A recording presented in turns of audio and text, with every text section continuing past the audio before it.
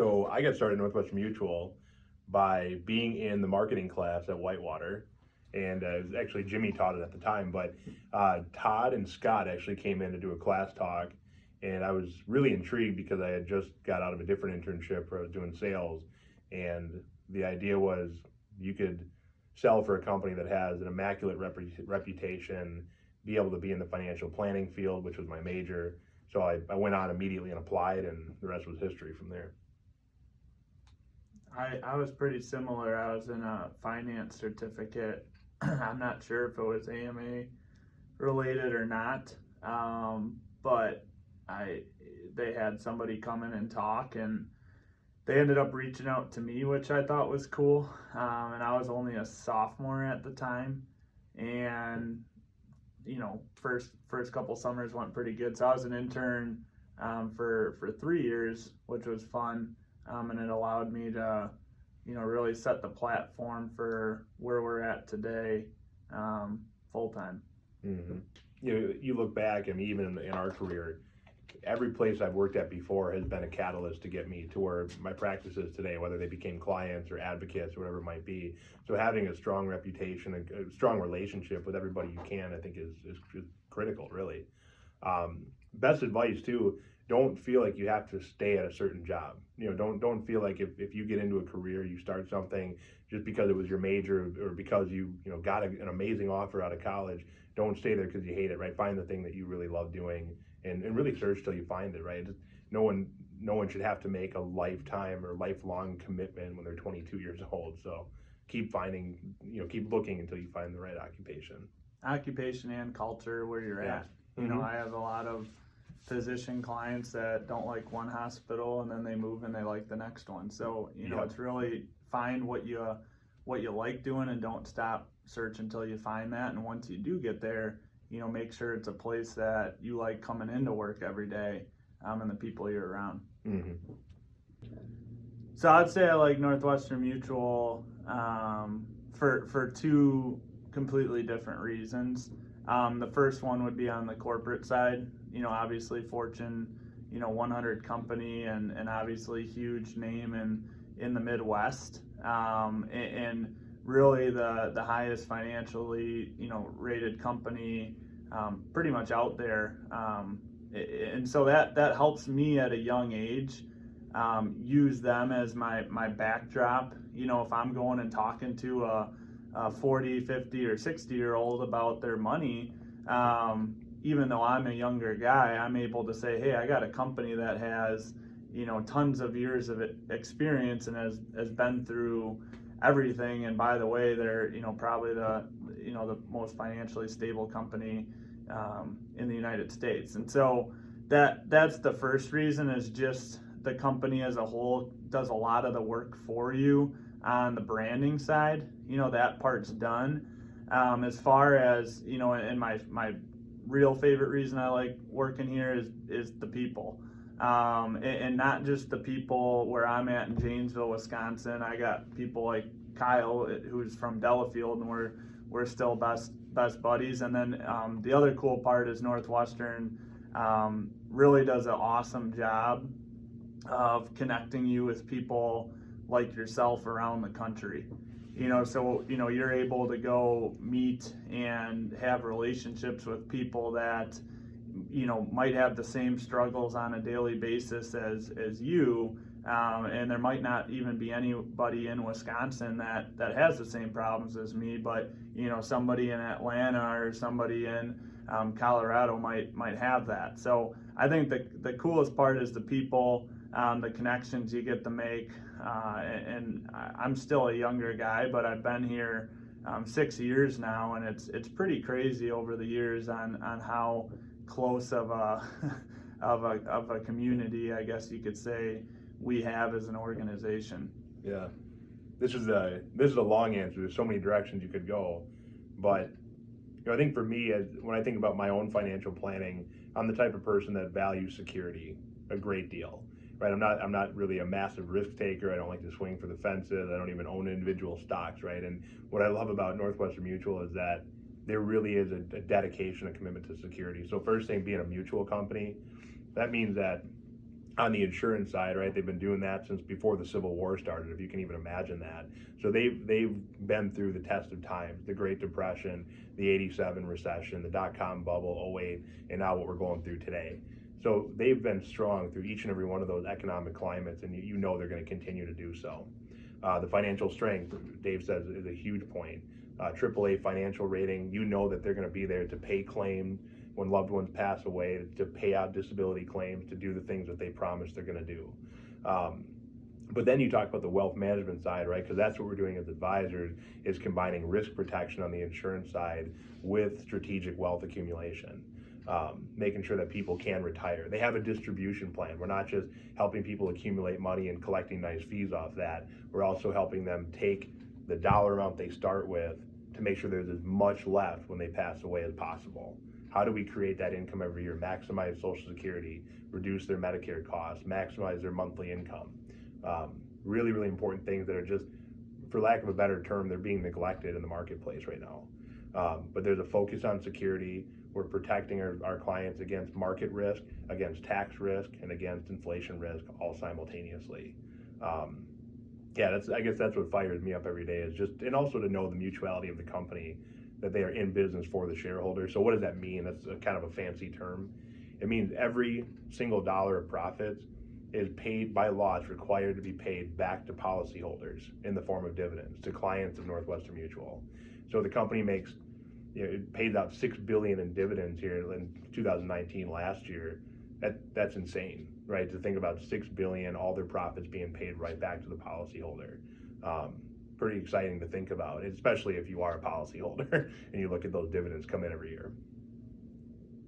So long story short, you like that the company's does what they say they're going to do. I think is probably the basis of that, right? Is in saying what they're going to say they're going to do, and you're always in a position where if Kyle and I as younger guys are going in a competitive situation, we have something to offer that they might not. Whether somebody does business or with us or not, it's really up to them, but we do bring something to the table that somebody from another company doesn't bring, so that can be an advantage and definitely a reason to like working here. It's crazy to know you're the best. I just talked with a guy this morning from that he worked for a different company. I won't say the name of it, but he said he literally quit that business because he knew he was telling people to buy something or own something or invest somewhere where it was not the best, and he knew Northwestern was. So that's exciting to know that you have the best behind you. And I think Dave hit on a couple of really good points as far as being in practice here, right? Being able to be in business for yourself, be a business owner, own a practice, have your own staff, right? But not by yourself. You have the training and development and the Fortune 100 company behind you in building that business. It's pretty unreal, and to be able to do that with no shelling out any capital like you often have to do in a financial advisor onboarding process, that's pretty special. You really don't see that anywhere else. A lot of people have asked, whether it's clients or even college students that we talk to on campus, they ask the question, what's the best way to go about debt repayment, debt reduction? It was specifically the student loan debt. This is a long topic. It's something we work with clients every single day. But the first thing you have to understand is a student debt oftentimes is not a bad debt. Right, this is oftentimes a subsidized or unsubsidized, but it's a federal direct student loan. I'll give you an example. If you went into a bank today and said, "Hey, I'd like a $60,000, no collateral, no credit history. I'd like a loan for that amount, unsecured, at 6% interest," they would laugh you out of the bank. Right, so understand that you can't replicate a student loan debt. Right. That's a privilege that we have, especially through the federal loan organization. So the first thing to understand is it's not necessarily the worst thing to have if it's affordable in your cash flow. Okay, if you can afford the 10-year repayment, it might not be something to pay back extremely aggressively if you're going to sacrifice the minimum necessary wealth building contributions you should be making. Now, let's say you're somebody that has excessive student loans. One thing you might consider if they're privatized, if they're not federal direct, is a refinance, right? So there's a lot of good providers out there. GradFin's one that we use very prominently, but they will offer lower interest rates than the private loans provide, initially when you sign up for them. And they'll also give you the chance to spread your loan out over 15, 20, or even longer periods of time to make your repayment more affordable so you can afford other things, be able to live your life to a greater extent. So those are options that we have to lower interest rates, spread out the time period. Also keep in mind, like, it might not be the worst thing in the world to have a debt. I wouldn't sacrifice other areas of your finances just to tackle that with like an excessive force. The last thing that's notable is that if you're somebody that works for any 501c3 organization, whether it's a school, whether it's a government organization, you work for the state, you work for the county, if you work in a hospital, most hospitals, you qualify for public service loan forgiveness. And this is something you have to be very careful of. It has to be done correctly, but it is law as of October of 2007. So if you're someone that qualifies for that, it's definitely worth looking into to see what your options are. Yeah, I think the biggest thing that all those are perfect points.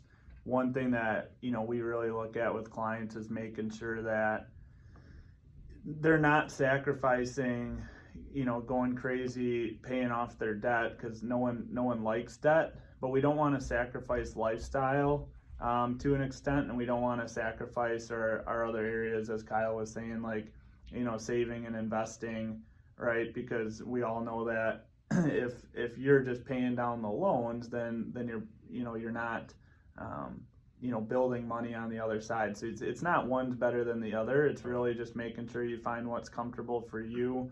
Talking to somebody usually helps that, and really having a balance. How much should you be saving? How much should you be investing? How much should you be paying down your loans? And to Kyle's point, to explain GradFin a little more is, we hear about companies like SoFi and them have commercials. They're great companies. They're one company. So what GradFin's doing is they're almost, in our world, like a broker, and they're going to go find the best interest rates and loan plans for you. You have like a 15-minute conversation with them, and they're able to say, here's your options. And if you like one of them, you do it. If not, you don't have to work with them. But we find a lot of people, really, really enjoy that. And the thing you think about on why, partially why they're able to do that is, when you're in school, as Kyle was saying, you don't have credit history, you don't have an income yet. So once you're out of school, your credit naturally is going to go up, one, based on your income, and two, as you start building that. So, it's something that continually, I think people focus on it a lot out of school right away, but it is something to continue to focus on, really your first probably 10 to 15 years out of school, to make sure that you always know what your options are as your financial situation gets better and better. Great point. The point that I love there is that there's a minimum, right, when it comes to savings and debt reduction, kind of the two sides of financial planning. And the bank or the student loan provider always tells you, here's the minimum payment. If you don't make that payment, the size of the loan gets bigger, the interest accumulates, it becomes a bigger problem, right? Well, when you talk about retirement savings, wealth accumulation, there's a minimum. There's a minimum we have to save so that we're on track. We're going to be able to retire when we're not 75 or whatever the age is. But nobody tells you the minimum. And that's really our job, is to say, let's make sure we're saving enough, we're paying down the debt at their regular payment. And once we accomplish both of those things, we can start to tackle what feels really good, right? And that's really a judgment call for the consumer to see what makes sense at that point. But yeah, definitely a balance between the two. Yeah, so sometimes people wonder about the difference of potentially like a marketing internship versus, what is a financial planning internship? What does that entail? The nice thing is marketing is in everything, right? Whether you're a financial advisor or, a janitor service, whatever it is, you have to brand yourself, you have to market yourself. And then the nice thing is when you own a practice, when you're entrepreneurial, as we have the privilege of being, you can use social media to your advantage, right? You can pay for a billboard if you really want to, right? You can market yourself however you want to. I have thought about getting a billboard. That'd be kind of cool. They're expensive though. But that's the thing, is you do get to market yourself, but then also be an advisor, be a business owner. Versus whereas you're in a marketing profession, you're working for a corporation where you are doing marketing for that business and on their behalf. So it's just the question of, do you want to do nothing but marketing, or do you want to do marketing plus be the owner, be the financial advisor?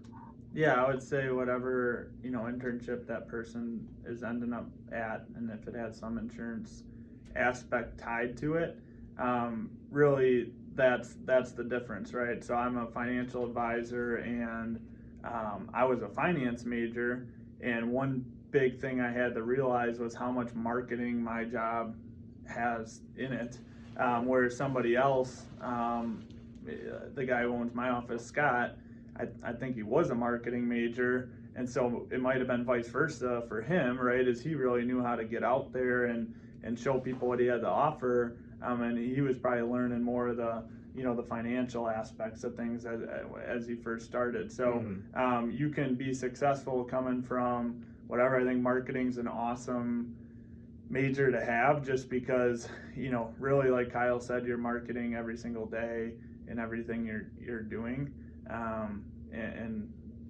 that's going to help in whatever career you end up in. The degree is pretty much irrelevant, right? In the sense that I think most advisors, especially here in our network office, so Middleton, Janesville, Delafield, I don't think many have a finance degree. I think I'm actually one of the few. And the reason I would say that, because whether I have a finance degree, or Dave, you'd say you have a mark. I'm fine. Oh, you're finance, yeah. So we're the only two, maybe, right? But the thing is that for us, we have to go through the same education, the same contracting and licensing as a person that has a theology degree or a marketing degree or whatever it might be. So the thing is, you don't need to have a specific degree, but the fact is, you do have to get life and health license with the state of Wisconsin. That takes self-study. Sometimes you go to a class for that. You have to test on it, prove that you are credible enough to go help people with these things. You have to get series license, so SIE 6 and 63, in order to be able to handle people's investment account, to do their wealth management and those types of things. Again, have to do self-study, pass tests, prove that you are credible enough to do this. So the background is not really significant necessarily. It's really about, are you the type of person who can really get interested in helping people with this type of planning and put in the work to get the licenses and get the credentials to be eligible. I think any type of degree really helps with that, but it's not necessarily important what degree it was. Yeah, I think in general, it's just having a degree can help, just because there are some designations out there that you do need a 4-year degree for. So that's huge. But as far as being whatever the degree's in, that actually can help in different situations, coming from a different background on that than just being a finance major or a general business major. I think one of the biggest takeaways that I got from college, specifically at Whitewater, specifically in the marketing class again, is that for people to be repeat customers, they have to be impressed, right? They have to be impressed by the level of service you provide, the experience they have, and what you do on their behalf. And that's what makes people repeat customers. In our field, for people to be impressed, we have to exceed expectations, and that's any field. But for people to really be impressed, to want to refer you to their friends, their family, the people that they know in their world, we have to exceed their expectations. We have to provide an unbelievable amount of service, give them the attention they need, and provide great planning. Actually, one thing Scott said from Janesville that always stuck with me is that we should try to do something of value for every person that we meet that doesn't pay us anything. Right? We should try to help in some way that doesn't provide us any value. And it helps remind us to be completely others focused on people in their lives and what their goals are. I would probably say mine is I think a lot of times in high school, you could get a grade based on bringing a Kleenex box to class. You could get extra credit, or there's just a lot of things that if you did the right things, that you would get the grade. And I think in college that shifts a little bit to most of your final grade is based on your test scores, right, or your midterms and your finals, right? And I think that really is one of the biggest things as you get into the real world, especially as you get into what I'm doing today, where it's income is based on performance, right? And there is more pressure with that. And I think what that taught me was the preparation can sometimes go unnoticed, right?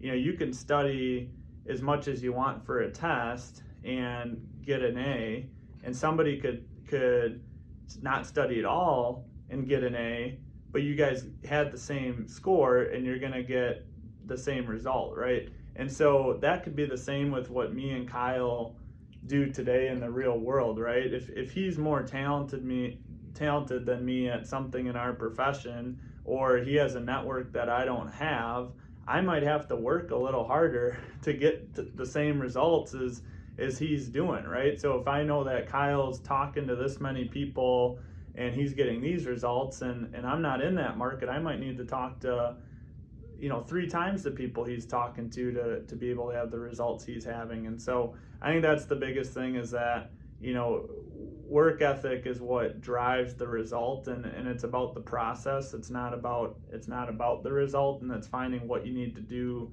to get to where you want to go.